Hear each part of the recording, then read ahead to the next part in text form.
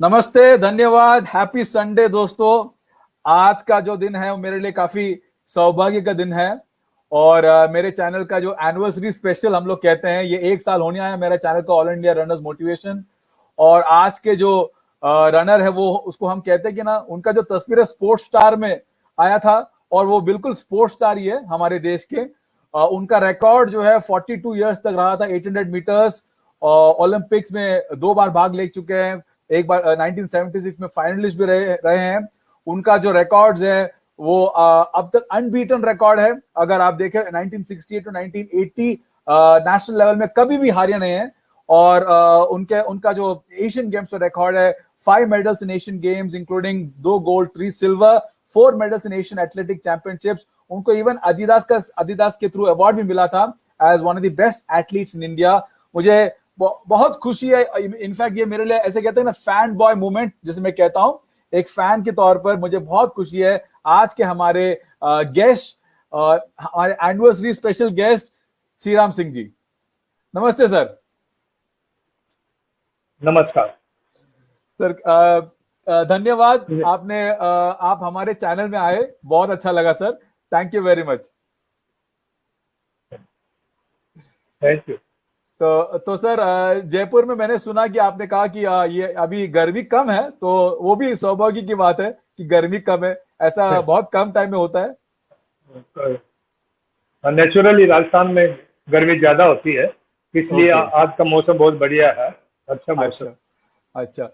आज इंटरव्यू आप दे रहे हैं, तो फिर आंधी और तूफान भी हो जाएगा ऐसा लगता है जयपुर में।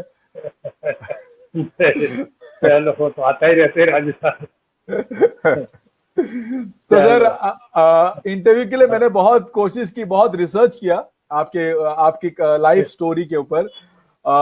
मुझे पता है कि आप राजस्थान में बाढ़नगर से हो। जरा उस जगह के बारे में बताइए। काफी क्योंकि बहुत लोग नहीं सुने उस और आपके बचपन के बारे में बताइए सर। देखिए, मेरा डिस्ट्रिक्ट जयपुर के अंदर ही आता है, तहसील कोटपूतली में, और मेरी एजुकेशन भी गांव में है। और मैं एग्रीकल्चर बैकग्राउंड से आता हूं। मेरे फादर जैसे आर्मी में थे, मगर उससे पहले खेती करते थे, और हम भी एग्रीकल्चर से जुड़े हुए बंदे थे। और गांव की लाइफ ही की है, गांव में स्कूलिंग हुई है। और उसी दौरान में हमने गांव के जो गेम होते हैं, कबड्डी, खो खो, रिंग बॉल, ये हम खेलते थे हर स्कूल टूर्नामेंट्स के अंदर। और इसी मुताबिक हमने 1966 में जैसे आर्मी ज्वाइन किया, 1966 में। उसके बाद आर्मी में जाने के बाद में भी मैंने 1 साल तक ट्रेनिंग किया, और उसी दौरान सॉकर भी खेली। और उसके बाद में मैंने ये सोचा कि हम ग्राम के हैं, फुटबॉल खेले हुए हैं, तो क्यों नहीं इंडिविजुअल्स की जाए। तो इंडिविजुअल्स के हिसाब से मैंने 100 एंड 200 मीटर से इंटर किया एथलेटिक्स के अंदर। और 1 साल मैंने 66 आर्मी ज्वाइन करके 1 साल ट्रेनिंग में लगा दिया। 68 का मेरा फर्स्ट नेशनल था, जो आपके कंटूरवा स्टेडियम के अंदर मैं 400 मीटर की दौड़ में 400 मीटर फर्स्ट टाइम इंडिया में फर्स्ट आया। ये भी मेरे लिए सौभाग्य की बात है कि आज बेंगलोर से मैं इंटरव्यू दे रहा हूँ, और सबसे पहली नेशनल चैंपियन में बेंगलोर कंटूरवा स्टेडियम में हुआ। ये भी मेरे लिए बहुत सौभाग्य की बात है। बहुत दूसरा है कि उसके बाद में है कि हमने इसी मुताबिक आर्मी ने हमारे एक गुरुजी को, मोहम्मद अलियास बाबर को, राजपूताना राइफल के अंदर कंटैक्ट बेसिस के लिए उनको अपॉइंट किया। और मुझे वो यंगस्टर लड़का देख के, और उन्होंने जैसे हमारी राजपूताना राइफल्स में मैंने ज्वाइन किया था, तो राजपूताना राइफल से मेरे को वहाँ बाबर साहब के अंडर और भी लड़कों को दिया, मुझे भी दिया। और उन्होंने मेरा टैलेंट देख करके और मुझे एडवाइस किया कि अगर आप ये 400 के साथ साथ अगर 800 में करें तो इंटरनेशनल लेवल के ऊपर और अच्छा कर सकते। उनकी के बताए मुताबिक मैंने 1968 से 69 में फिर मैंने 400 और 800 दोनों किया। और 69 में मैं 800 मीटर के अंदर फर्स्ट आ गया। और नेशनल में फर्स्ट आया। और इत्तेफाक की बात है कि उसमें BS बरवा, जो मेरे से पहले नेशनल रिकॉर्ड होल्डर थे 800 मीटर के, 1966 एशियन गेम के गोल्ड मेडलिस्ट थे 800 मीटर के विद एशियन रिकॉर्ड के साथ। 149.5 के अंदर उन्होंने रिकॉर्ड बना करके गोल्ड मेडल लेके आए थे कंट्री के लिए। वो भी मेरे साथ रनिंग की। और इत्तेफाक है कि उनके भी गुरु मोहम्मद अली बाबर थे और मेरे भी वही गुरु थे। तो जैसे 69 में मैंने 800 जीती, उसके बाद मुझे इंटरनेशनल में जाने का मौका मिला। और उस टाइम हम मलेशिया, सिंगापुर गए इनविटेशन में। और एडवर्ड सिकोरा हमारे कैप्टन थे, जो बम्बई के रहने वाले हैं। और 1500 मीटर के 1966 में उन्होंने भी कंट्री को रिप्रेजेंट किया था। इत्तेफाक से उनको मेडल नहीं मिल पाया। और ये है कि एडवर्ड फिर उसके बाद मेरे साथ 1972 प्री ओलंपिक्स में हम रोम पार्टनर जर्मनी में रहे हैं। तो ये भी मुझे खुशी है कि उनसे भी आपके थ्रू एडवर्ड से मेरी बात हुई, बड़े खुश हुए वो। हम बहुत टाइम के बाद में एक फोन कॉल से ही हमारे दोनों की मुलाकात हो पाई है। तो ये मेरे लिए बड़ा सौभाग्य था, क्योंकि वो हमसे सीनियर थे और हमारे आइडल थे। हम उनको दौड़ते हुए देखते थे कि इतना रिलैक्स रनिंग और इतनी अच्छी रनिंग उनकी थी। तो उनको देख देख के हम बड़े मोटिवेट हुए। और जैसा मैंने आपको बताया BS बरवा, क्योंकि हमारे दोनों के हम एक ही गुरु के शागिर्द थे, मोहम्मद अली बाबर साहब थे, तो उन्होंने भी काफ़ी मदद की। और वो भी मेरे साथ 1970 में फिर मेरे को फर्स्ट एशियन गेम्स मिला। और फर्स्ट एशियन गेम्स में मैं बैंकॉक में गया और वहाँ मेरे को सिल्वर मेडल मिला। उस टाइम यंगस्टर थे, टीम पहले जा चुकी थी और मैं टीम को बाद में ज्वाइन किया था। 2 दिन के बाद मैं जा पाया था, क्योंकि मैंने 800 यहाँ की नहीं थी और 400 रिले में सेलेक्ट था। फिर मेरी एंट्री 800 में उन्होंने भेज रखी थी। और उसके बाद मुझे 800 मीटर की वहाँ दौड़ थी और उसके मैंने जिम्मी क्रांतर बर्मा के थे, जो गोल्ड मेडल लेकर फर्स्ट आए और मैं सेकंड। उसके बाद में हमें 1970 के बाद मौका मिला 72 प्री ओलंपिक, जैसे मैंने बताया एडवर्ड के साथ थे। उसी की पहले जैसे हम फिर एशियन गेम से पहले प्री टूर्नामेंट में मलेशिया और सिंगापुर गए, वहाँ भी गोल्ड मिला। जैसा मैंने कहा कि एडवर्ड हमारे कैप्टन थे, उस टाइम हम यंगस्टर टीम भेजी थी। उस टाइम सुचा सिंह था, मैं था, लाभ सिंह थे, काफ़ी यंगस्टर उस टूर पर गए थे। और 70 एशियन गेम्स का मौका मिला। और 72 एशियन गेम्स के बाद में हमें 1973 की ट्रैक एंड फील्ड भी मिली। और 1972 उसी मुताबिक जर्मनी में रहते हुए हमने क्वालिफाई किया और ओलंपिक्स में पार्टिसिपेट किया। और उसमें मैं सेमीफाइनल तक पहुंचा था 1972 म्यूनिच में। और म्यूनिच के अंदर जो हमारे एक एक्सीडेंटल हुआ था, जो एडवर्ड भी मेरे साथ था, तो उस टाइम हमें पता है कि इजराइल ने, जो कि अल्फाबेटिक से हमारे अकोमोडेशन मिलती है, तो इजराइल का जो एक्सीडेंट हुआ था वो हमारे नज़दीक ही थे। तो बड़ा डरे हुए थे हम भी कि भाई ये खुड़के किस चीज़ के हुए, क्या हुआ। तो ये जो है उसके बाद में 72 म्यूनिच ओलंपिक के बाद मेरे को 73 का ट्रैक एंड फील्ड में मौका मिला। बहुत बढ़िया। और उसमें भी मैंने पार्टिसिपेट किए और वहाँ भी मैंने हिस्सा लिया 800 मीटर की दौड़ के अंदर 73 में। उसके बाद 1974 तेहरान एशियन गेम था। वो मेरे लिए बड़ा लकी था कि मैं 73 में कोई ज़्यादा इंटरनेशनल रूल नहीं किया था, मेरी मसल फुल थी। उसके बाद 74 तेहरान एशियन गेम जा कर के मैंने गोल्ड मेडल जीता और वो भी न्यू एशियन रिकॉर्ड के साथ हमारा गोल्ड मेडल मुझे 1974 में तेहरान में मिला। उसी के साथ 400 मीटर रिले में भी हमें सिल्वर मेडल था और इसी तरह बैंकॉक में भी हमारा सिल्वर मेडल था, 800 में भी रिले। और ऐसे ही तेहरान है 800 के अंदर तेहरान में गोल्ड था और सिल्वर रिलेस में था, जो आपने पहले अर्लियर बता दिए 5 मेडल। उसके बाद मुझे 74 के बाद 75 में पार्टिसिपेट करने का मौका मिला, जो ट्रैक एंड फील्ड सियोल में हुई थी, और उसके अंदर मैंने 400, 800 और 400 मीटर रिले, तीनों में गोल्ड मेडल था मेरा। और उसमें मेरे साथ रिले में 75 में मेरे साथ बेंगलोर का अपने उदय प्रभु रिले मेंबर था, जो वो बेंगलोर से बिलोंग करते थे, टाटा में सर्विस करते थे, तो वो भी मेरे साथ वहाँ गया था।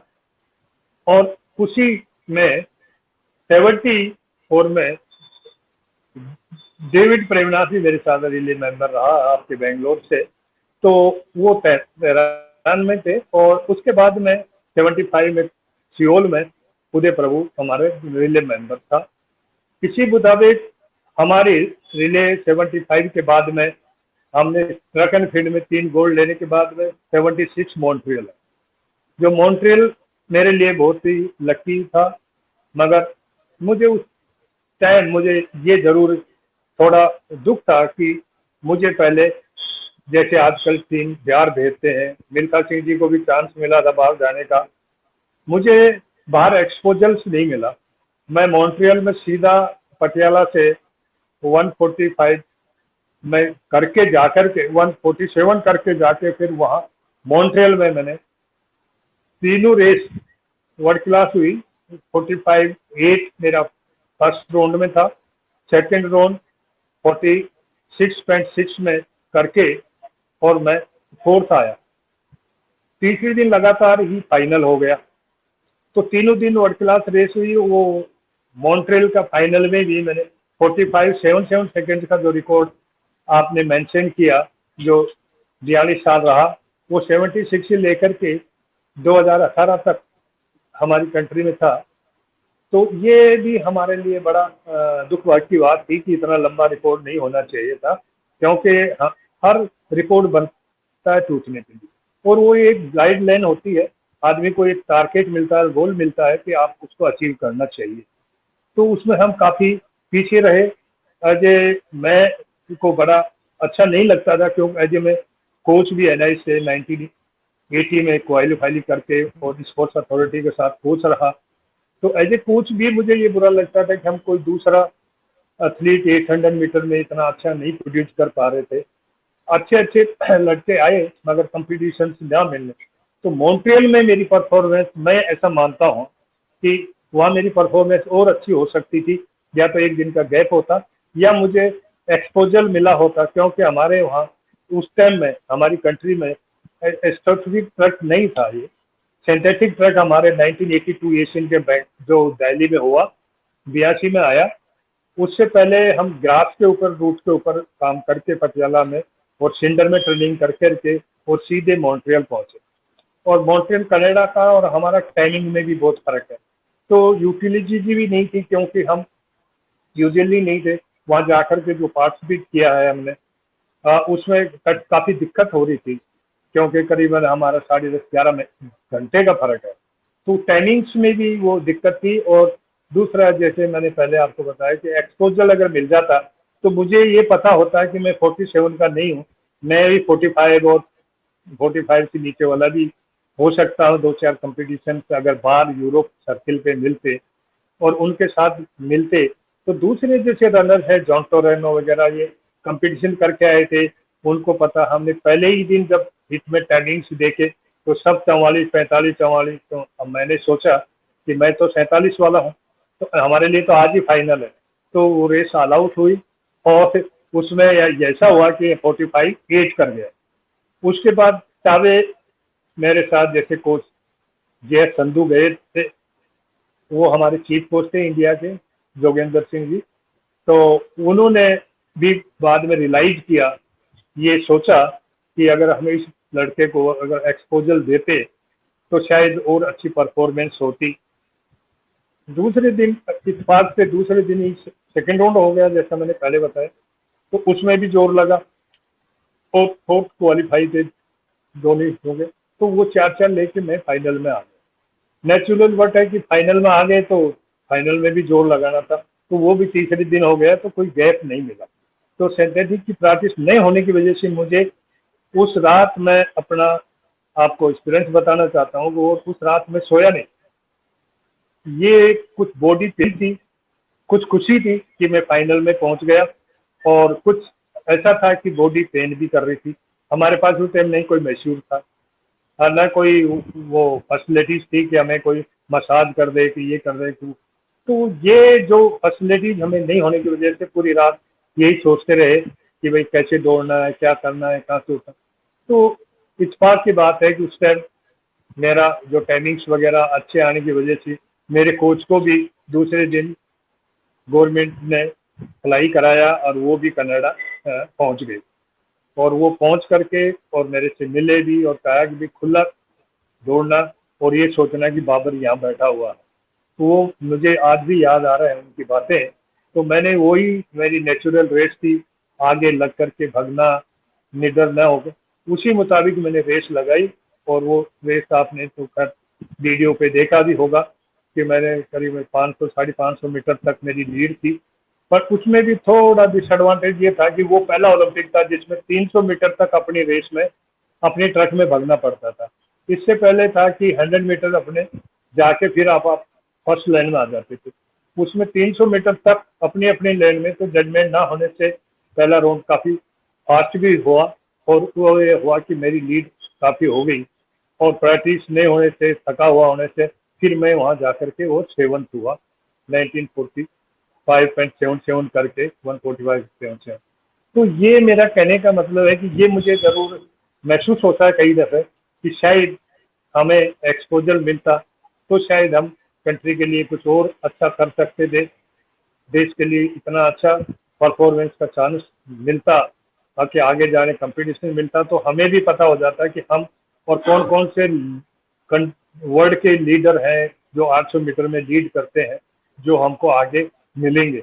तो वो जैसे दूसरे आदमी टैक्टिकल रेस कर रहे थे उसी मुताबिक अपन भी करते है ना। हमारे लिए तो सबसे बड़ी बात यही रह गई कि हमें उसमें ये ज्यादा सोचना पड़ रहा था कि आज ही फाइनल है, पर जैसे ही हम तो अपने आप को फाइनल में समझ के रेस कर रहे थे। तो ये था मेरा बताने का आपको मॉन्ट्रियल। उसके बाद में जैसा मेरा लास्ट ओलंपिक 1980 मास्को था। मास्को में हमारे साथ में जो अभी आईओए के प्रेसिडेंट है सुभाष चंद्र को, इंग्लैंड वाले, वो मेरे साथ रेस किया था। और मॉन्ट्रियल में ये नहीं आए थे, इंग्लैंड से दूसरे रनर थे स्टीव ओवेट साहब। क्या ओवेट मेरे साथ थे। ओवेट ने 5th फिनिश किया था और मैं 7th था। तो ये था। और जॉन टोरेनो क्यूबा के थे, वो फर्स्ट थे। जिमंटन बर्ग बेल्जियम के, वो 2nd थे। अमेरिका टोल हुल्टर 3rd थे। और 4th शायद ये थे, और 5th और कोई 6th में था, 7th। तो ये जो है मन में कि शायद हमें एक्सपोजर मिलता तो और अच्छा कर सकते थे, ये मेरा अपना विचार है। और मैं ऐसा सोचता था कि हमें अगर आज के ज़माने में जैसे बच्चों को अभी बाहर भेज रहे हैं, एक्सपोजर मिल जाता है, स्कॉलरशिप मिलती है, वहाँ साल भर भी मिल जाते, ज़्यादा भी। तो हमारे गुरुजी ने कोशिश भी की थी। उस टाइम में जनता पार्टी थी, सिकंदर वक्त थे, उनसे भी मिले थे कि भाई हमें 3 महीने का या 2 महीने का एक्सपोजर मिल जाए, पर वो नहीं हो पाया। इत्तेफाक की बात थी, और वो नहीं मिलने की वजह से वो जरूर मेरे को मिला है। पर यह है कि हमारा परफॉर्मेंस के हिसाब से कि जो इंडिया में करके गए उससे अच्छा ही किया था वहाँ भी, और हर जगह, हर एशियन गेम्स में, 3 एशियन गेमों में और 3 ही ओलंपिक थे मेरे। तो इनमें हमारी परफॉर्मेंस जो इंडिया में थी उससे बेटर ही कर। अच्छा सर, आप कह रहे थे कि आपने देश के लिए कुछ नहीं किया, लेकिन ऐसा नहीं है। आपने 9 मेडल्स जीते एशियन गेम्स में, एशियन चैंपियनशिप में, और एक जो मेडल जो है वो बहुत खास मेडल था, जो आप सर्विसेज जो को हम वर्ल्ड सर्विसेज मीट में आपने सिल्वर मेडलिस्ट जो 800 मीटर्स के ओलंपिक्स के वो जो उधावक को आपने हराया और गोल्ड जीता था आपने। तो टोटल 10 इंटरनेशनल मेडल्स का बहुत कम लोग कह सकते हैं। तो ये प्लीज आप मत कहिए कि आपने कुछ नहीं किया, आपने बहुत कुछ किया। इनफैक्ट आप इंस्पिरेशन रहे इतने लोगों के लिए कि जब भी हम ट्रैक एंड फील्ड की बात करते हैं, स्पेशली भारत के track and field and even Asian, आपका जो है एशियन रिकॉर्ड ऑल्सो आपके 19 ईयर्स तक एशियन रिकॉर्ड रहे थे जो आपने ओलंपिक्स में बनाए थे, स्टूड फॉर 19 ईयर्स। तो जैसे मैंने एक इंटरव्यू में पढ़ा था, आपके बेटे ने कहा था कि आप नो रियली स्पोर्ट्स स्टार हो। स्पोर्ट्स स्टार में पिक्चर तो आया था, लेकिन आप एक्चुअली स्पोर्ट्स स्टार हो हमारे लिए। तो ये कहना कि नहीं आपने कुछ नहीं किया, नहीं आपने बहुत कुछ किया। इनफैक्ट इंस्पिरेशन आप इतने साल तक दे रहे हैं, तो फिर अभी इतने लोग आपको हेलो कह रहे हैं, जैसे प्रभाकर साइमन डिसोजा सर जो रेलवेज के रनर है, वो आपको हेलो हेलो कह रहे हैं। प्रभाकर राव सर जो है वो भी रेलवेज के रनर है, हैदराबाद के। आपसे मिले भी हैं, आपसे मेरे ख्याल से नेशनल कैंप्स में वो आपके साथ थे। वो आपको हेलो कह रहे हैं, नमस्कार कह रहे हैं। तो ऐसे बहुत लोग हैं जो इंस्पायर्ड है अभी तक। तो यहाँ पे जब आपकी बचपन की बात आती है, आपके फादर सर है करण सिंह जी, वो उन्होंने आपको सपोर्ट किया आपके रनिंग कैरियर में। जरा उनके बारे में बताइए, उन्होंने कैसे सपोर्ट किया? देखिए, फादर का ऐसा था कि मेरे फादर आर्मी में थे, और जैसे मैंने आपको बताया कि वो आर्मी बैकग्राउंड होने से और वो बास्केटबॉल वगैरह खेलते थे, तो उनको पता था, वो जानते थे स्पोर्ट्स के बारे में, इसलिए वो मेरे को हर बार इंकरेज करते थे कि भाई आप स्पोर्ट्स करते हो, मेहनत किया करो, कई और अच्छी मेहनत किया करो, और आपका तो इंडिविजुअल गेम है, इसलिए आप जितनी मेहनत करोगे उसका आपको फायदा होगा। तो फादर जब भी मैं आता था आर्मी से छुट्टी वगैरह, तो वो मुझे बड़े मोटिवेट करते थे। और मुझे पता है कि हम जब स्पोर्ट्स करते थे तो उस टाइम में उन्होंने ये कहा है कि जो भी आपको डाइट की जरूरत हो, पैसे की जरूरत हो, आपके उससे ना चले, तो मेरे से वो ये भी कहते थे कि आपको पैसे वगैरह चाहिए तो डाइट। तो फादर को स्पोर्ट्स के बारे में जानकारी थी, इसलिए वो ज्यादातर मुझे वो कहते, जैसे मदर थी, वो मैं जब भी आता था छुट्टी, ये कहते सब फौजी तो तगड़े मोटे होके आते हैं और तेरे गाल चिपे रहते हैं, ऐसे कमजोर रहता है, तेरे को इतनी डाइट भेजते हैं फिर भी आप मोटे नहीं होता है, क्या बात है? तो वो पिताजी बताते थे ये दौड़ता है, तो फिर क्यों दौड़ता है, मत दौड़ेगा। तो ये जो बातें हैं ना, तो उनको नहीं पता, और जैसे फादर कहते थे वो कहते थे कि नहीं ये दौड़ता है, और ये तो उनसे मुझे बड़ा इम्प्रेशन मिलता था कि वो ये कहते थे कि दौड़ो दौड़ो दौड़ो, है ना। तो उससे बड़े को बड़ा अच्छा लगता था। और फिर जैसे पेपर वगैरह में वो, क्योंकि हमारे उस टाइम में तो रेडियो या तो जसदेव सिंह जी की कमेंट्री सुन लो या न्यूज़पेपर ही था, इलेक्ट्रिक मीडिया तो था नहीं, जो इतनी जानकारी नहीं थी। जब पेपर में फोटो वोटो आता था तो बड़े खुश होते थे, फिर गांव से मैसेज भेजते थे कि भाई आज हम फोटो देखिए आपके पेपर में ये। तो इससे मेरे को बड़ा वो लगता था कि हाँ उनको शौक है। अच्छा, ये भी है कि मेरे ख्याल से आपके फादर ने आपको सजेस्ट किया था कि आप इंडिविजुअल गेम्स में जाइए। आप पहले फुटबॉल खेलते थे, उसमें भी अच्छे थे, उसमें भी गोल्ड मेडल लेके आए थे आपने डिस्ट्रिक्ट लेवल में। आपके पिताजी ने आपको सजेस्ट किया कि आप इंडिविजुअल गेम्स में जाइए ना? देखिए, फादर का तो कहना था कि वो क्यों बास्केटबॉल खेलते थे, इसलिए उनको था कि इंडिविजुअल करे तो अच्छा। पर इसमें मैं ज्यादा मोहम्मद अली बाबर साहब को क्रेडिट देना चाहता हूँ। उन्होंने मुझे सजेशन किया था ज्यादा कि आप में इंडोरेंस है, और अगर आप 100-200 के जाए, जैसे 400 में भी उन्होंने शूट आउट किया और उसी साल में नेशनल चैंपियन बन गया। फिर भी उन्होंने कहा कि भाई आप नेशनल चैंपियन 400 में हो गए, उसके बावजूद भी उन्होंने कहा आप 800 करो तो इंटरनेशनल लेवल पे और अच्छा कर सकते हो। तो उनकी ज्यादा मुझे एडवाइस थी।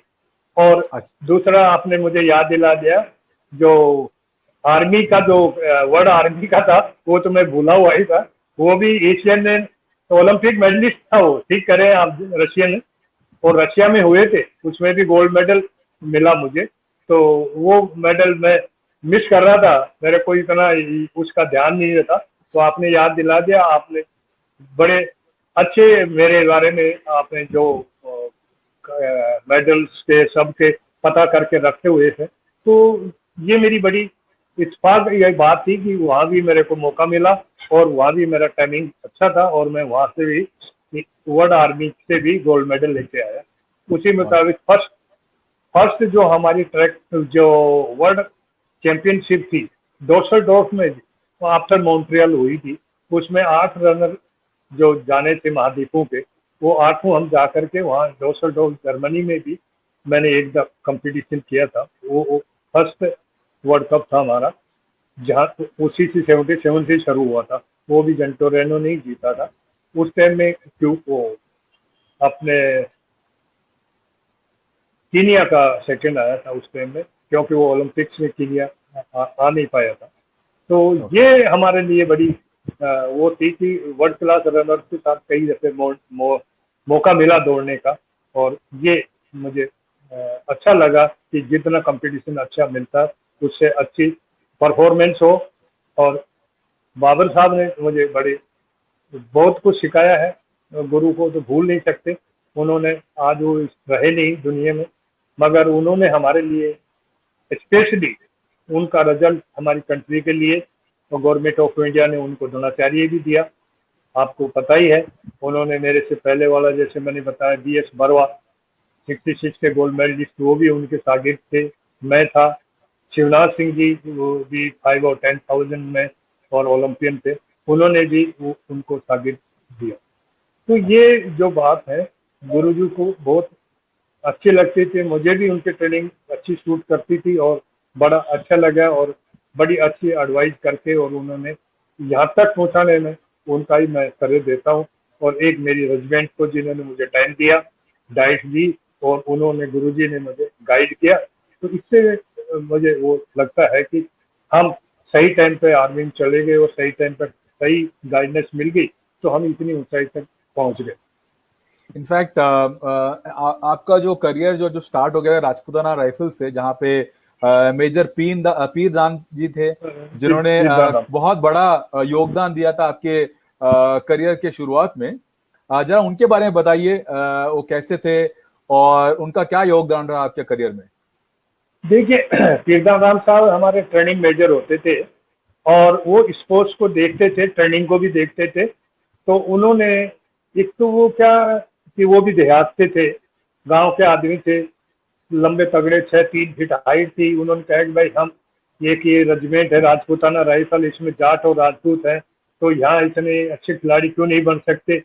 तो उन्होंने ये सोच करके, और हमें यंगस्टर बच्चों को लेकर के, और बाबर साहब को राजपूताना राइफल में लाने वाले पीरदान राम साहब थे उन्होंने। और फिर हम जो यंगस्टर थे बच्चे, उनको आफ्टर ट्रेनिंग के बाद में वहीं राजपूताना राइफल दिल्ली में सेंटर है हमारा, दिल्ली में बेस में रखा, और वहाँ बाबर साहब के नीचे हमें 200-250 जो ट्रेनिज थे उनको बुला करके, और उनमें से छांट करके, और हम यंगस्टर को भी रखा, बाकी बटालियनों से भी खिलाड़ी बुलाए और उनको ट्रेनिंग दिलवाई। तो उनका योगदान बहुत अच्छा था। उन्होंने हमें और कोच को बुला करके, कोच हमें प्रोवाइड किया, और डाइट दी, और टाइम भी दी। ये उनका योगदान हमारे लिए वो। बाबर साहब के बारे में आप मुझे पता है कि ये जो रिश्ता रहा मोर देन 10 इयर्स का रहा, आप और बाबर साहब का। लेकिन जब पहले बार मिले थे तो क्या क्या बातें हुई आप और बाबर साहब के बीच में? देखिए, सबसे पहले तो बाबर साहब जब आए थे तो हम उनको देखते थे, है तो वो किसी एंगल से कोच नहीं लगते थे। वो उनका ड्रेस वगैरह सब उस ढंग से रहते थे कि कुर्ता पजामा ही पहनना और टोपी लगा के रहना। तो सबसे पहले जब वो हैदराबाद के रहने वाले थे, हैदराबाद से जब दिल्ली आए थे वो, तो मुझे याद है हमारा यंग ऑफिसर था एक कैप्टन, उसको लगाया था। उनको हिंदी नहीं आती थी, वो इंग्लिश में बोलते थे, वो ट्रांसलेट करके हमको हिंदी में बताते थे कि ये कह रहे हैं। तो उनको शायद महसूस हुआ। फिर सबसे पहली मुलाकात है, वो करीबन 4-5 दिन रहे होंगे या हफ्ता भर रहे, उसके बाद वो चले गए। और वो 10-12 दिन के बाद आए, तो फिर वो थोड़ी बहुत हिंदी सीख के आए। तो हिंदी में भी ज़्यादा उर्दू वर्ड, मर्तबे, इतने मर्तबे लगा लो, इतने वो रिपीटेशन की जगह वो मर्तबा बोलते थे कि मर्तबे बोलना, ये करना। तो वो उनसे ये हमको, उन्होंने ये चीज़ सीखने को मिली कि, और एक है कि बाबर साहब को की ट्रेनिंग थी वो बहुत हार्ड बनी। फिर दूसरे कोचों से मैं उनकी ट्रेनिंग किया है, इसलिए पता है। बाकी भी कोचेज के नीचे काम किया है, पर उनकी ट्रेनिंग बहुत हार्ड थी। और उनका जो ट्रेनिंग का लेवल था वो ऐसा था कि और इंडोरेंस वगैरह सब एक साथ कराते थे, और कभी भी आप कंपटीशन के लिए कह दो तो एथलीट तैयार रहते थे। तो इसलिए एक एथलीट से उनका बड़ा लगाव था, चाहे वो कहीं के भी है, कोई भी है, जो पूछ लिया उनको सब कुछ को बताता।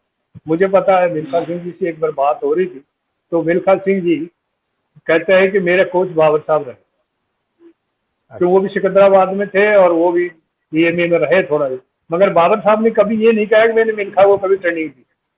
तो एक वो बात है, नहीं तो आजकल तो सब नई किसी के कोच हों वो भी कह देते हैं कि नहीं यार मैंने तो उसको रिड्यूस किया है, उनका कोच था। तो ये उनकी खासियत थी, कभी वो अपनी फोटो नहीं खिंचवाते थे, कभी वो कैमरे के सामने नहीं आना, कोई इंटरव्यू वगैरह बहुत कम देते नहीं थे। दूसरा, कभी हम कहीं चले जाते थे, बुला लेते कोई चीफ गेस्ट वगैरह, तो वो कहते थे कि भाई आपको ट्रेनिंग से काम करना, ट्रेनिंग करते रहो, ये फालतू के काम होते हैं, ये कहीं जाना, ये करना, वो करना। तो ये उनकी बातें थी। दूसरा क्या था कि उनको ट्रेनिंग के बड़ा वो था, कभी वो ट्रेनिंग मिस नहीं करते थे और हमेशा यही कहते थे कि मैं आऊँ या नहीं आऊँ, आपको तो अपनी ट्रेनिंग करनी। तो उसका उनका ये लगाव है। और एक दफे का हमारा एक्सीडेंट ऐसा हुआ, वो नमाज पढ़ने मस्जिद चले गए निजामुद्दीन, मेरे को स्टेडियम जाओ, नेशनल स्टेडियम में कह गए कि मैं आ रहा हूँ, आप मरतबे लगाते रहो। तो मैं लगाता ही रहा, वो घंटे भर आए, 1.5 घंटे कहे आपने रुका नहीं, फिर आपने कहा मैं आऊँ जब तक लगाना, तो इसलिए मैं तो लगा ही रहा। तो ये जो बातें थी उनके मायने, तो उनका बड़ा अच्छा था। तो कभी ऐसे हो जाते थे, मगर वो उनका ये बहुत था ट्रेनिंग के लिए, वो कभी मिस नहीं करते थे और ट्रेनिंग बहुत हार्ड थी उनकी। बाकी एथलीटों को भी मैं जानता हूँ जिनको भी वो कोचिंग दी है, बीएस बरुआ भी बताते थे कि बहुत हार्ड वर्कर है।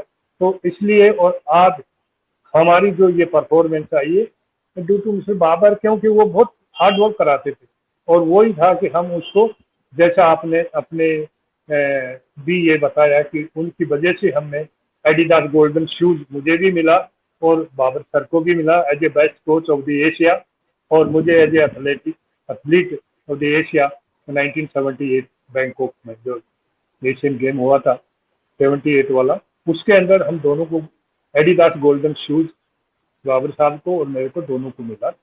और जैसा आपने बताया था कि हमारा जो रिकॉर्ड 18-19 हाँ साल सर। था। तो हम बात कर रहे थे सर बाबर सर के बारे में, जहाँ पे आप कह रहे थे कि अबाउट हिज वर्कआउट, और आप जो है वो नमाज पढ़ के आए, 1 घंटे आप दौड़ते रहे, तो उसके बारे में बात कर रहे थे। तो बाबर साहब के बारे में बात करते आगे चलकर, क्योंकि उनका जो कहना था कि हार्ड वर्क, जितना आप हार्ड वर्क करोगे उतना आप बेहतर हो जाएंगे। जरा उनके वर्कआउट के बारे में बताइए, क्योंकि वर्कआउट जो है वो कभी लिखते नहीं थे, जैसे जो है आपको मिलते थे तभी आपका जो उनका जो वर्कआउट डिसाइड हो जाता था। जरा उनके वर्कआउट के बारे में बताइए। और एक बात है कि सर 800 मीटर्स में जो है आपका जो फाइनल किक जो है वो काफी महत्वपूर्ण है, वो वर्कआउट कैसे आपको मदद किया वो फाइनल किक को? वो वर्कआउट कराते रहते थे और उनका वर्कआउट ज्यादातर मिक्स होता था, इंडोरेंस भी स्पीड वर्क भी साथ ही चलता रहता था। मॉर्निंग में लंबा कराते थे और शाम के टाइम में स्पीड वर्क करवाते थे, और वो हमारे लिए बड़ा फायदेमंद था। और उनकी ट्रेनिंग औरों के से अलग ही थी, और वो सुबह के टाइम ज्यादातर वर्क जो कराते थे वो इंडोरेंस के ऊपर होता था, और शाम का वर्कआउट जो था वो मोस्टली स्पीड वर्क और स्ट्रेंथ के ऊपर काम कराते थे ज्यादातर। मुझे याद है एशियन गेम्स का जो बैंकॉक का पहला एशियन गेम था, उस टाइम मैं आया था, एक तो आर्मी में आगे चला गया था और आने में लेट हो गया। तो उस टाइम में मुझे याद है हमने 3 टाइम ट्रेनिंग भी करी थी बीच में, तो वो भी काफी पहले दफे ही ऐसा हुआ है कि हमने दिन में 3 टाइम भी ट्रेनिंग करते थे। और वो ऐसा था कि हमारे तो काफी फायदा हुआ, क्योंकि मैं थोड़ा मिस कर गया था आगे, ब्रिगेड डिवीजन का टूर्नामेंट खेलने आर्मी चला गया था, तो वो ट्रायल्स में आखिरी ट्रायल पे मैं आया था, और इसीलिए मैंने वहाँ 800 की ट्रायल ना दे के 400 की करके रिले में क्वालिफाई किया था। पर मैंने उसके बाद सर्विसेज जो मीट दिल्ली में ही हुई थी उसमें बीएस बरुआ को बीट किया, तो मुझे 800 में एंट्री मिल गई बीएस बरुआ को। तो मेरा कहने का मतलब है कि हमने दिन में 3 टाइम की ट्रेनिंग की है, इंडिया गेट के लॉनों के ऊपर दस्तखतों की छाया के अंदर वहाँ कराते थे दोपहर की ट्रेनिंग। तो ये है कि उनका वर्कआउट का कराने का तरीका अलग था। वो कोई डायरी पे नहीं लिखते थे किलोमीटर वाला ये वो, ऐसा नहीं था। मगर उनका अपना था कि वो करीबन 2-2.5 घंटे सुबह और 3 घंटे 3.5 घंटे शाम को करवाते थे पूरा वर्कआउट, में कितना टाइम लग जाता था। और और ये हमारे लिए से दिल्ली की गर्मी को बचने के लिए आप 3 बजे जाते थे ट्रेनिंग में, और ट्रेनिंग कर कर वापस 15 किलोमीटर आपका जो है अब भाग कर आते थे वापस अपने कंटोनमेंट में। तो ट्रेनिंग के हाँ अलावा आपका अलग देखिए, सा एक लॉन्ग रन होता था। या लॉन्ग रन में सब अक्सर उसका उनका यही रूट था कि आर्मी से गाड़ी ले लेते थे और हमको कई दफे तो धौलाकुआं से गुड़गांव भेज दिया, रनिंग करके जाओ। हम वहां तक जाते थे, फिर वहां ट्रक में बिठा के लाते थे। और कई दफे क्या नेशनल स्टेडियम में ट्रेनिंग कराई और वहां से कई दफे कह देते नहीं भाई आज वर्कआउट सही नहीं हुआ, आप लोग यहाँ से दौड़ के जाए। तो अच्छा नेशनल स्टेडियम से राजपूताना राइफल 12 किलोमीटर है, तो कई कई दफे वो पैदल ही भगा देते थे वहां से। तो ये अच्छा उनके ट्रेनिंग का कुछ ऐसा तरीका था। और 15 दिन 20 दिन के बाद में एक 20 किलोमीटर जरूर करवाते हमारे कोई जैसे मिडल और लॉन्ग डिस्टेंस रनर्स के साथ में। तो ये बहुत बढ़िया बात है। और मैं कई दफे एडवर्ड अच्छी रनिंग करते थे उनके साथ, कई दफे 2-2 3-3 किलोमीटर रोड पे करते थे हम। तो वो इसीलिए होते थे, तो वो करवाते थे हार्ड वर्क से। अच्छा नहीं, आजकल जो है जमाना जहाँ पे एथलीट जो है अपने कोच को बहुत बहुत बातें करते हैं, यानी कि बहुत सवाल करते हैं। आप जो है आप कभी सवाल ही नहीं करते थे। एक बार जो है ओलंपिक से पहले आपको 100 टाइम्स जो है 100 मीटर्स का रेपिटेशन दिया और जो आपने कर दिया, कैसे कैसे ये मैनेज किया इतना इतना बड़ा वर्कलोड, 100 टाइम्स 100 मीटर्स? वो 100 टाइम वाला जो 100 मीटर थी वो वही था जिस दिन निजामुद्दीन चले गए थे ना। अच्छा ओके वो ओके। जो बोल के चले गए कि आप लगाओ एक क्रॉस बास्केट, हॉकी ग्राउंड में ग्रास के ऊपर क्रॉसिंग थी कि इधर से उधर लगाते रहे। तो उन्होंने अच्छा कहा कि आप 100 मीटर लगाइए और मैं निजामुद्दीन नवाज पढ़ के आ रहा हूँ। अच्छा तो वो कहे आप लगाओ, तो वो आए नहीं और मैं लगाता रहा। तो हमने गिना तो वो करे कि सो के गए दिन तो मेरे को जब हो ही गया। तो वो ऐसा वर्कआउट एक दफे ऐसा हो गया था, मगर उनका वर्कआउट होता भी वैसे हार्ड ही था। और वो इसीलिए होता था कि हम कर लेते थे इसलिए देते थे। और इसी मुताबिक कुछ डिपेंड ऑन एथलीट भी होता है। मैं as a coach Saini Wilson को कोच किया है, गीता जोशी कोच मेरी ट्रेनिंग रही है। तो अब मैंने 2 एथलीटों को कोच किया तो दोनों का अलग था। अगर सैनी विल्सन को ज़्यादा लंबा करा देंगे तो वो डाउन परफॉर्मेंस आ जाती, और उसको गीता जोशी को जितना लंबा कराते थे उनको। तो डिपेंड ऑन एथलीट भी होता है। ये नहीं कि हर वर्कआउट हर एथलीट के ऊपर शूट करेगा, डिपेंड ऑन द एथलीट भी होता है।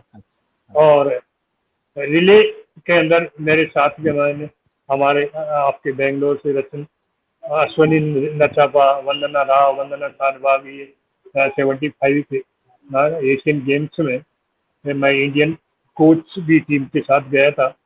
और सैनी विल्सन ने शोल के अंदर लाइन कट कर दिया तो उसका गोल्ड मेडल मिस हो गया था। उस टाइम भी कोच मैं था उनका। तो उस टाइम मार्गेट अलवा जी स्पोर्ट्स मिनिस्टर भी थे बेंगलोर से। तो उस टाइम में हमको गोल्ड मिल गया था, मगर क्योंकि वो कोरिया वाली लड़की सेकंड थी, ज़्यादा एडवांटेज तो नहीं लिया था उन्होंने। मगर वो रूल था कि फ्लैग से पहले वो इंटर हो गई थोड़ी, तो उसमें डिस्क्वालीफाई हो। उस टाइम भी मैं कोच था। तो उस टाइम में मेरे साथ ही सैनी विल्सन थी, वंदना राव, वंदना सानवाग थे ये स्पोर्ट में। तो ये एथलीट मेरे साथ काम किए रहे हैं।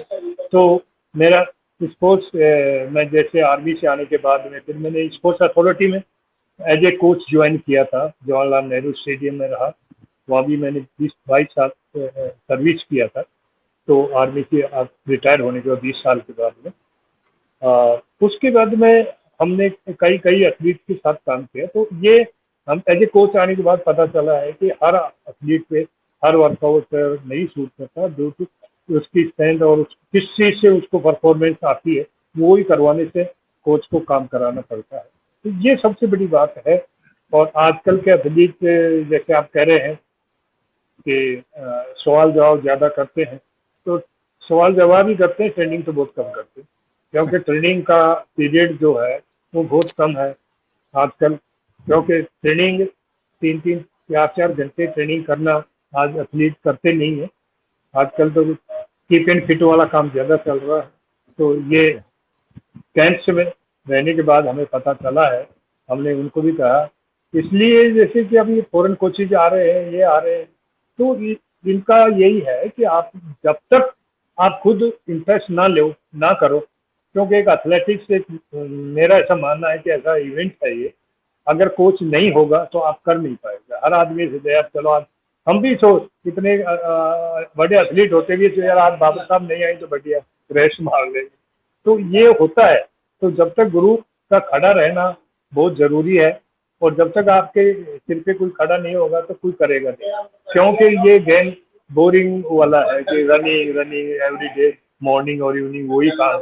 अब अगर जैसे फुटबॉल खेलता था तो वो रिग्रेशन से गोल हो जाता था, तो उसमें आदमी को इतना महसूस नहीं होता था। और इसमें बोरिंग वाला है, थोड़ा दिल भी दुख पाता है जब रिपीटेशन लगते हैं। तो ये चीजें हैं कि ये आदमी को सोचने से पड़ता है।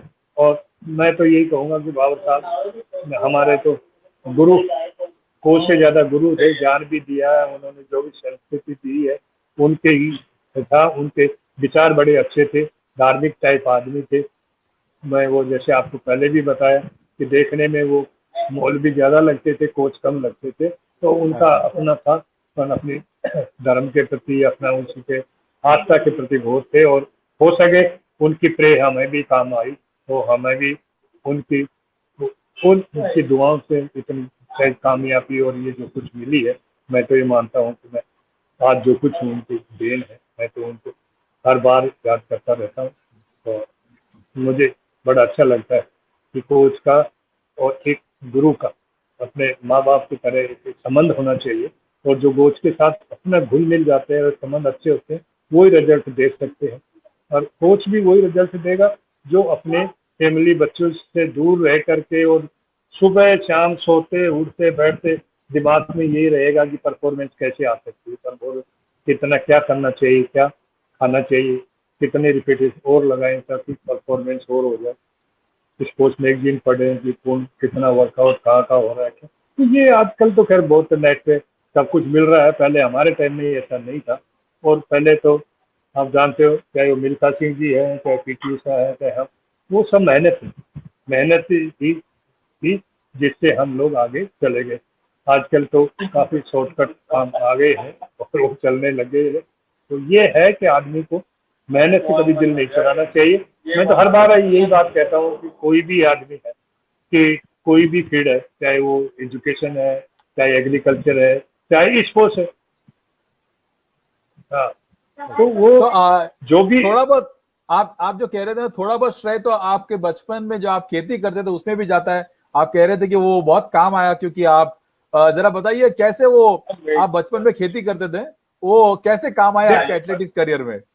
देखो, वो इसलिए काम आया है कि ज्यादातर हम खेत में जाकर के पशुओं के लिए चारा लाना है, हल जोतना, और उसके बाद में पढ़ने के लिए जाते थे। तो गांव से 6 किलोमीटर पे स्कूल थी, फिर छोटी स्कूल में गांव में थी, उसके बाद बड़ी स्कूल में गए तो वो 6 किलोमीटर, तो वो पैदल जाना पैदल आना उस टाइम में, तो उससे हमें गांव में बड़ी वो मिलती थी। और जो फालतू का जो समय होता है स्कूल के बाद आके कुएं पे जाना और उनके लिए चारा वारा कटिंग करके लाना, फिर उसको गंडासे से काटना, मशीनें चलाना, तो ये जो नेचुरल वहाँ सारी एक्सरसाइज होती थी। तो उससे भी काफी स्पोर्ट्स में मदद मिलती है, क्योंकि इतना पैदल जाना पैदल आना, खेत पे जाना, वजन लेके आना, तो उस टाइम में ये सुविधाएं हमारे पास नहीं थी। कि आजकल देखता हूँ गाँव में भी लोग मोटरसाइकिल भी रख के ले आते हैं, कोई भी कटिंग करके लाते थे सारा चूरा, पहले तो हमें सिर पे ही लेके आना पड़ता। तो ये जो चीजें हैं ना, ये हमें बड़ा काम आया आगे जाके स्पोर्ट्स के लिए। बहुत बढ़िया सर। अगर आपने अपने ओलंपिक्स के बारे में बात की और आपसे कई बार ये सवाल किए होंगे कि हाँ, वो जो रेस जो है 1976 के, जहां पे आप फाइनल्स में थे, जब आप वो उस रेस के बारे में सोचते हो और अगर आपको दोबारा वो रेस करना होता, क्या कुछ आप क्योंकि आप हर वक्त लीडिंग रनर थे और दोबारा अगर वो रेस दौड़ना था, तो क्या आप कुछ अलग करते उस रेस में सर?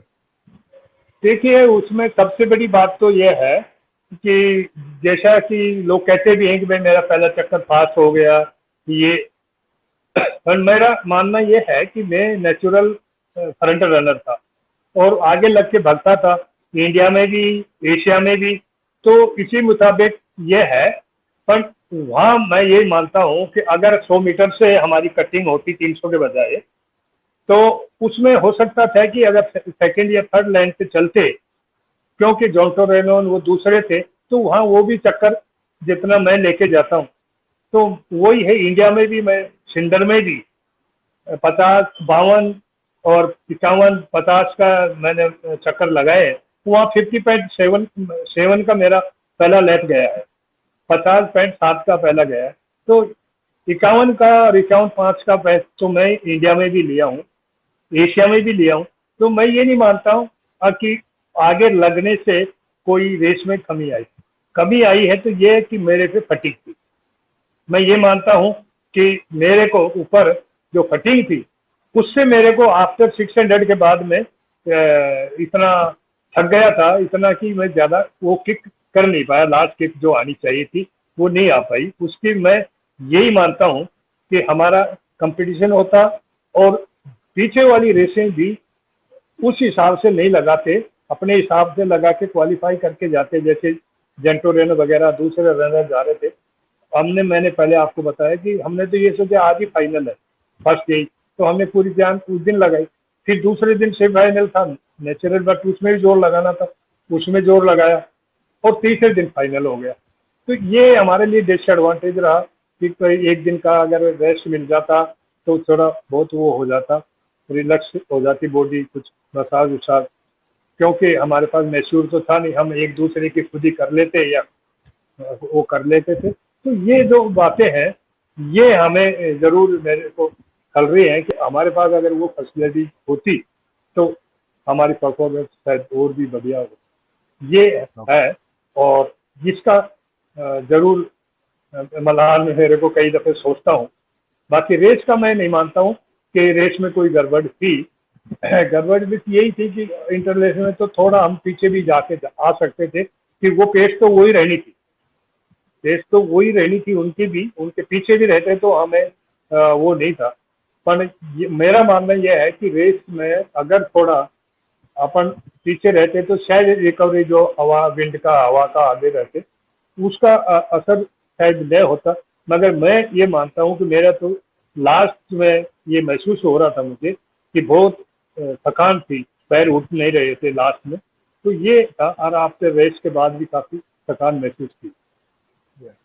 तो आई मीन यहाँ पे साइमन डिसूजा सर कह रहे हैं कि इट्स ऑल अबाउट डेस्टिनी, क्योंकि आपका जो टाइम था 1:45:77, वो म्यूनिक ओलंपिक्स में भागते तो आप गोल्ड मेडल मिल जाते, और मॉस्को में भागते तो आपको सिल्वर मेडल मिल जाता।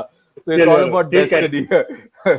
तो आपका रिकॉर्ड जो है रहा 42 इयर्स, जहां पे अभी 2018 में जिनसन जॉनसन ने तोड़ा उस रिकॉर्ड को। क्यों इतना टाइम लगा, पहली बात।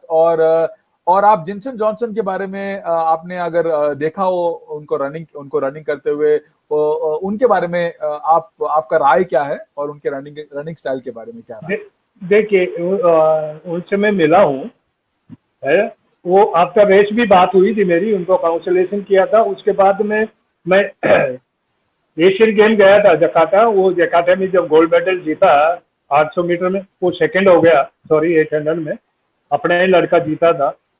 तो जब गया था तो मैं एशियन गेम में गया हुआ था, एशियन गेम्स में वहाँ। उसके बाद वो एशियन गेम्स के बाद वहाँ भी मैं मिला था, और मिलने के बाद उसको मैंने बताया कि उसके रनिंग बढ़िया था, अच्छी थी, मेहनत थी, और वो भी आर्मी बैकग्राउंड से है, तो वो भी फौजी था, और उसकी भी ट्रेनिंग अच्छी हुई है, पूना में काफ़ी ट्रेनिंग की है वो। तो उससे मैंने बात की थी और उसकी रनिंग भी देखी है। तो खैर उस दिन भी वो सेकंड हो गया, मगर फर्स्ट वाला लड़का यहाँ सेकंड था, वहाँ फर्स्ट हो गया। तो वो रेस मैं वहीं देख रही है, गया था मैं एशियन गेम्स में। तो उस टाइम उससे मिला था, और उसको मैंने एक दो बात भी बताई थी। वो आया और उसकी भी इच्छा थी मेरे से मिलने की। तो पहले तो फ़ोन पे बात हुई, फिर हमारी फ़ोटो हुई, उसके साथ फ़ोटो खींचे, और काफी बात करते थे, तो मैंने कहा कि बहुत अच्छा है और अच्छा कर। तो ये है, वो भी अच्छा रनर था। और जैसे एडवर्ड ने बताया, तो वो मेरे को भी कई दफे महसूस होता है कि अगर मॉन्ट्रियल वाली परफॉर्मेंस अगर मास्को में होती तो मैं मेडलिस्ट तो होता ही एटलीस्ट। तो मगर ये इत्तेफाक है कि जो होता, क्योंकि मैं उस टाइम फिट नहीं था, एशियन गेम में जाना भी, ओलंपिक जा भी नहीं रहा था मैं उस टाइम, मैं एनआईएच कर रहा था 80 में। मगर वो इत्तेफाक था कि रात ट्रायल हुई और किसी वजह से मुझे भागना पड़ा। उस टाइम सादुल सिंह एक लड़का हमारा आर्मी का अच्छा रनर था, वो 48 तक भाग रहा था, मगर उसका कोच ने कहीं बाबर को कह दिया कि यार श्री राम सिंह जी तो छोड़ गए, अगर वो होते तो अभी रिकॉर्ड उनका बेटर हो जाता यहीं और ये लड़का ओलंपिक चला जाता, इसको कंपटीशन ही नहीं। तो बाबर साहब ने मुझे कहा भाई इसको साथ भगना है अभी अपने को। मैं वो मेरी तो तैयारी नहीं है। मैं तो कहते नहीं 3 महीने है ना, बहुत है अपने को 3 महीने। तो वो भी पटियाला कैंप ले रहे थे, मैं रैश कर रहा था। वो बात की RL आनंद साहब से कि भाई हम इनको ओलंपिक के लिए तैयार करना चाहते हैं। तो वो मेरे को 3 महीने में फिट किया। फिर मैं हमारे अजमेर में वो ट्रायल हुई थी, ओलंपिक ट्रायल्स, उसमें मैं सादुल सिंह को काफी पीछे छोड़ दिया और मैं क्वालिफाई कर गया। फिर मुझे जाना पड़ा वहाँ, मगर वो जाना नहीं था। ये ऐसा इस्पाक होगा कि 80 तो जाना पड़ा, नहीं तो मेरे को बॉन्फिल हो गया था, उसकी वजह से मेरी ट्रेनिंग प्रॉपर हो नहीं पाई थी। और इसी वजह से मैं कह दिया था कि मैं अब जाऊंगा नहीं। तो वो एक इस्पाक है, ऐसा एक्सीडेंटल हमारी बात हो गई, बाबर की को मैं ना नहीं कर सकता था। उन्होंने कहा कि नहीं भागना पड़ेगा मियाँ, हमने कह दिया आपको कुछ भी हो भागना है, हमने कह दिया। मैं ठीक है सब लगेंगे, आप कराओ। 3 महीने की तैयारी के साथ हमने वो रेस किया और फिर क्वालिफाई कर दे। वो ओलंपिक के लेवल के लिए तो क्वालिफाई तो हो गया मगर ओलंपिक में मेडल के लिए तो ट्रेनिंग बहुत तगड़ी करनी पड़ती है। तो वो जैसे मॉन्ट्रियल के टाइम में हमने की थी, पटियाला में भी, ओखला में भी, सेंट पे, तो वो ट्रेनिंग ओलंपिक लेवल के लिए बहुत ज्यादा, तो वो नहीं हो पाएगी 3 महीने में, वो थोड़ी होगी जो कि लोग 3-3, 4-4 साल करते हैं। तो वो रह गया उस वजह से। और थोड़ा मैं दिमाग में भी ये थी भाई हमारे को तकलीफ है, तो वो वर्कआउट हो नहीं पा रहा था। तो ये उनको एडवर्ड की बात जरूरी, वो भी मैं भी कई दफे सोचता हूँ ये बात कि अगर मॉन्ट्रियल वाली परफॉर्मेंस अगर मास्को में होती तो हम एटलीस्ट मेडलिस्ट तो होते ही। तो ये तो सब लक की बात होती है, लक में था ही नहीं। लेकिन ओलंपिक जाना ही वो भी डेस्टिनी था, क्योंकि आपको 3 महीने की ट्रेनिंग में आपने हरा दिया जिनको रिकॉर्ड तोड़ना था, और फिर आप गए ओलंपिक्स में। वो भी है कि 3 महीने की ट्रेनिंग में, वो भी बहुत बड़ी बात है। तो वो ये सब बाबर साहब की मेहरबानी है। सब उन्होंने कह दिया कि नहीं आप फिट, और उनको पता था कि वो इस टाइप की ट्रेनिंग कराते हैं, मिक्स ट्रेनिंग भी, हार्ड भी। और उसमें उन्होंने मेरे को भी पता था कि अगर इन्होंने हाँ भरी तो कर लेंगे। तो हम चले गए, मगर वो जाने का मतलब कोई ओलंपिक खेलना है, ये खेले तो, मगर उसका कोई फायदा नहीं हुआ। कहने का मतलब ये है कि अगर तैयारी करके जाकर तकलीफ नहीं होती, पर सब वो मुकदमे में लिखा होता ना, तो वही है। और हमारा तो यही एम था। मिल्खा सिंह जी भी बहुत बड़े मैं मानता हूँ रनर। आज कोई भी कह दे कि साहब मैंने उनका रिकॉर्ड तोड़ दिया, ये कर, मिट्टी के ग्राउंड में 45 6 करने वाला आदमी का अगर आप सिंथेटिक में तोड़ रहे हैं तो कोई, मैं उसको आदमी हूँ।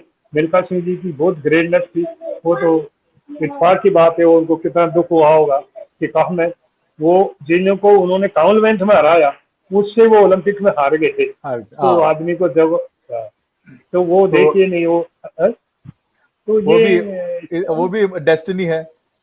तो वो भी ये है कि आप जो है इतने साल जो है बाबर साहब के साथ ट्रेनिंग किए, और फिर उसके बाद आपने कोचिंग किया। आप जो है NIS की जो पहले राउंड ऑफ कोचेस में वो आप थे तभी। मुझे बताइए कि बाबर साहब से जो आपने सीखा वो अपने ट्रेनिंग्स में कैसे आपने क्या क्या उसमें उन पे इस्तेमाल किया जो आपने सीखा बाबर साहब से?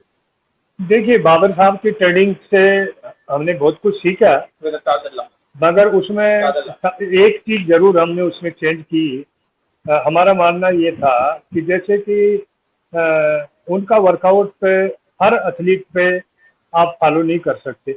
ये आपको देखना पड़ेगा कि उनकी ट्रेनिंग है जो हर आदमी पे, जैसे मेरे को कराई, अगर मैं वही ट्रेनिंग किसी दूसरे एथलीट को कराता तो शायद उसको उतनी बेनिफिट नहीं होता। तो कोच को ये जरूर देखना चाहिए कि एथलीट टू एथलीट वेरिएशन, जैसे मैंने आपको पहले भी बताया कि जैसे सैनी विल्सन और गीता जोशी, दो मैंने आपसे एग्जांपल दी। इसी मुताबिक बहुत से एथलीट हैं मैन में भी कि बहुत से अच्छे हैं। अब जो अच्छे स्पीडी बच्चे हैं जिनके पास इंडोर स्पीड अच्छी है, अगर आपको स्पीडी वर्कआउट कराओगे तो वो परफॉर्मेंस अच्छी दे देंगे। और कुछ ऐसे भी होते हैं कि जिनको ज़्यादा कराओगे। दूसरा दूसरा क्या है कि दूसरे एथलीटों में ये भी फर्क है, जैसे परफॉर्मेंस हमारी और दूसरे एथलीटों की। आपको बंदी हो गई नहीं, है, आइए आइए। हाँ, हेलो। हाँ, सुना, आपका चेहरा नहीं दिख रहा बस। हेलो। हाँ हाँ, हाँ जी, एक्चुअली हाँ जी। चार्ज में लग गई। तो नो दूसरा प्रॉब्लम। मेरा कहने का मतलब यह है, आ रही है ना मेरी आवाज? हाँ जी, आ रही है। हेलो। हाँ, आ रही तो है। मेरा कहने का, हाँ, तो दूसरा मेरा कहने का मतलब यह है कि हमने ये देखे है कि एथलीट टू एथलीट भी वेरी करता है। क्योंकि बहुत से बच्चे हैं, जैसे कि अभी आप देख लीजिए, जितने भी अपने एथलीट हैं, देख लीजिए जितने भी कंट्री में स्प्रिंटर्स हुए हैं वो साउथ से हुए हैं ज़्यादातर। जैसे थ्रोअर सारे पंजाब के हुए, कोई स्पेशल कैसे दो केस हो गए कि दूसरे इधर, पर ज़्यादातर देखने में ऐसा आया है कि जितने भी स्प्रिंटर हैं वो ज़्यादातर साउथ से आते हैं। और जितने भी लॉन्ग डिस्टेंस, मिडिल डिस्टेंस वाले हैं, यूपी, राजस्थान, इससे आते हैं। थ्रोअर सारे पंजाब हरियाणा से डोमिनेट करते हैं ज़्यादा। तो ये एक आदमी के उस पर होता है। इसी मुताबिक हमको ये देखना है कि एथलीट में बाबर साहब की ट्रेनिंग का मैं हर एथलीट पे नहीं करता था, पर जो एथलीट ज़्यादा लोड ले सकता है उसके ऊपर भी ये मैंने किया है। और अच्छा। ये इत्तेफाक की बात है कि 82 में मैं, ये चार्ल्स ब्रोमियो भी मेरे साथ था, उनके ऊपर भी मैंने काम किया था। और 82 में एशियन गेम्स में गोल्ड मेडल लिया चार्ल्स ब्रोमियो ने। उस टाइम भी मैं कोच था जो चार्ल्स ब्रोमियो था। गीता जोशी के 2 सिल्वर मेडल थे एशियन गेम्स में। विल्सन तो नई आई थी उस टाइम। तो हमारे को जैसे 4 गोल्ड मेडल उस टाइम मिले थे, वॉक में और शॉटपुट में, और अपने इसमें, अपने क्या कहते हैं, बहादुर सिंह का शॉटपुट में था, और वॉक में था 20 किलोमीटर के अंदर पे। तो इसी मुताबिक एक ही लड़का था। तो ये जो परफॉर्मेंस थी, तो चार्ल्स ब्रोमियो को भी ज़्यादा वर्कआउट देता था, तो इतना नहीं था, तो उसको भी वो है। तो कहने का मतलब है कि बाबर साहब की ट्रेनिंग में मैं ज़्यादातर यही था कि जो बच्चा लोड ले सके उसी को देते थे। और उससे ट्रेनिंग में कोच को पता चल जाता है कि ये इसको क्या कराने से परफॉर्मेंस अच्छी आएगी, तो उसी हिसाब से हम ट्रेनिंग कराते। बहुत बढ़िया। तो यहाँ पे बहुत सारे कमेंट्स आ रहे हैं आपके लिए। यहाँ पे दीपक शर्मा जी आपको नमस्ते कह रहे हैं। जो है रवीश थुकराल जो है वो भी आपको नमस्ते कह रहे हैं। तो एक सवाल जो है कि हमारे एथलीट अभी आजकल ट्रेनिंग जो है काफी सभी को पता है कि लोग क्या करते हैं। और क्योंकि इंटरनेट का जमाना है तो ट्रेनिंग जो है जो वर्कआउट्स वगैरह है वो काफी पब्लिश्ड है। फिर भी जो है ऐसा क्यों है कि यूरोप के जो लोग हैं और केन्या के अभी 800 मीटर्स में तो वर्ल्ड रिकॉर्ड है डेविड रुडिशा का, या यूरोप एंड अफ्रीकन नेशंस के लोग जो है वो हमसे बेहतर कर रहे हैं, ऐसा क्यों है सर? देखिए, आप, सबसे बड़ी बात तो है कि जैसे कीनिया है, इथियोपिया है, इनके जो रनर हैं, एक तो क्या है कि ये लोग हार्ड वर्कर, काफ़ी ट्रेनिंग करते हैं। दूसरा मैं ये सोचता हूँ कि कीनिया वालों का, तो उनकी जो ट्रेनिंग हेलसिंकी में जो सेंटर है उनका हाई एल्टीट्यूड के ऊपर, उसका बहुत उनको बेनिफिट मिलता है। और जैसे कि हमने भी एक कैंप उटी में लगाया था और एक श्रीनगर शिमला में भी लगाया था। तो हाई एल्टीट्यूड का मैं मानता हूँ कि कीनिया वालों को ज़्यादा बेनिफिट होता है। और दूसरा क्या है कि नेचुरल उनके पास में स्पीड है। दूसरा क्या है कि वो हार्ड वर्कर भी है। अच्छा। अपन उनको देखते हैं तो वो लोग जितने भी हैं वो हार्ड वर्क ज्यादा करते हैं, क्योंकि थोड़ा टाइम के लिए हमारे पास यहाँ हमने किप्चोकिनो, जो मैंने आपसे पहले बात किया था 82 एशियाड, वो ट्रिपल चेंज के थे वो हमारे यहाँ कीनिया से हमने बुलाए थे, और तो वो भी कोच रहे थे, तो उनकी ट्रेनिंग भी हमने देखी थी। तो उनका भी उनकी भी जो ट्रेनिंग थी ना वो बाबर से मिलती जुलती थी, वो भी हार्ड वर्क बहुत कराते। जो कीनिया वाले भी हैं वो ट्रेनिंग ज्यादातर हाई एल्टीट्यूड पे करते हैं और हार्ड वर्क करते हैं, और उसके बाद है कि वो बाहर चले जाते हैं, वहाँ उनको कॉम्पिटिशन्स वगैरह करते रहते हैं और उनको एक्सपोजर वगैरह मिल जाता है। तो ये मेरा मानना ये है कि नेचुरल उनके पास स्पीड होती है, और स्पीड को आप ज़्यादा नहीं बढ़ा सकते, स्ट्रेंथ आप बढ़ा सकते हैं। स्पीड आपको लिमिट होती है बढ़ाने के लिए, उसको ज़्यादा वो नहीं कर सकते, मतलब स्ट्रेंथ को अब अपनी स्ट्रेंथ को हम ज़्यादा से ज़्यादा और इंडोरेंस को बढ़ा। ओके, तो अभी जो है अभी श्रीराम सिंह जी 1 घंटा हो गया हम लोग बात कर रहे हैं रनिंग के बारे में, बहुत अच्छा लग रहा है। तो मैं आपसे एक आखिरी सवाल पूछता हूँ, ये काफी अहम सवाल है। अगर आप एडवाइस देना चाहते हो यंग एथलीट्स को कि जो आपको फॉलो कर रहे हैं और आपकी तरह बनना चाहते हैं, उनको आपकी तरफ से आप क्या क्या एडवाइस दोगे? देखिए, मैं तो सबसे पहले तो यही बताऊंगा कि हर एथलीट को हार्ड वर्क करना चाहिए। बगैर हार्ड वर्क के कुछ नहीं है, हार्ड वर्क होना बहुत जरूरी है। दूसरा, रेगुलरिटी, डेडिकेशन के साथ रेगुलर वर्क करना चाहिए आदमी को। 1 हफ्ते कर लिया और 2 हफ्ते कर लिया, बीच में 3-4 दिन नहीं किया तो वो का खराब हो जाता है। तो मेरा तो यंगस्टर को यही बताना है कि उनको हार्ड वर्क करना चाहिए और रेगुलर रहना चाहिए, और रेगुलर जितने कंपटीशन मिलने चाहिए, मिलते हैं उनको मौका, तो उसमें भाग लेना चाहिए। आपको हर रेस में कुछ ना कुछ सीखने को मिलता है, चाहे आप हारें चाहे आप जीतें।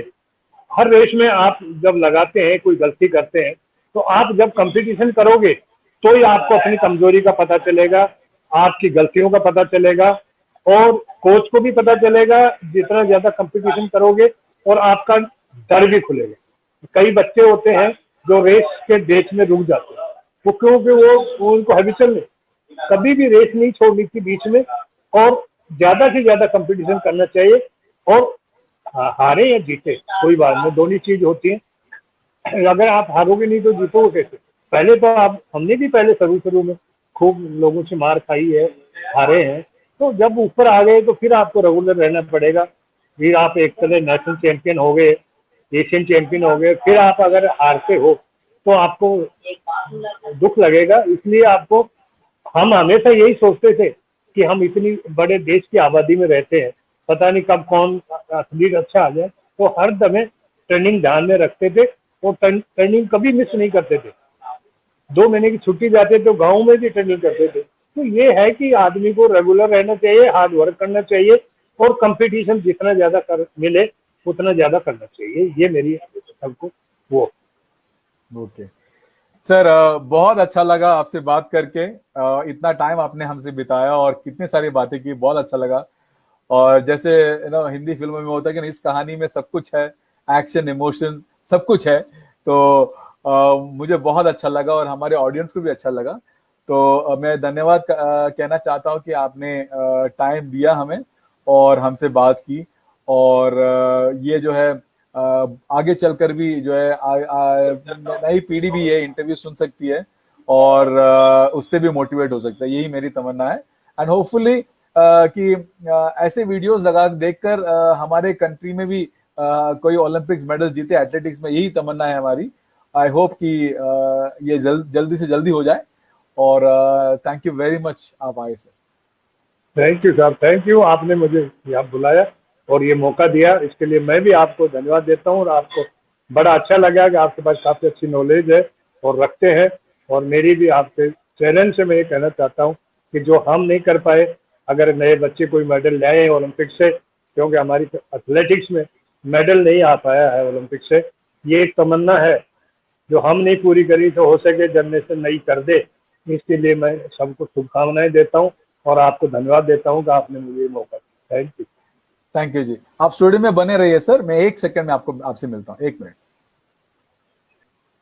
थैंक यू वेरी मच, आप लोग ट्यून किए, बहुत खुशी है। एनिवर्सरी मंथ हमारा 1 साल होने आया जो श्रीराम सिंह जी आए और हमसे बात की है। नेक्स्ट वीक अगला Saturday we are getting another person for I think most probably it is Sunita Rani ji, जिनके जो रिकॉर्ड्स अभी भी कायम है, उनसे हम बात करेंगे। So thank you very much जो आप लोग आए, थैंक यू जी। श्रीराम सिंह जी से मैं अभी बात कर रहा हूँ।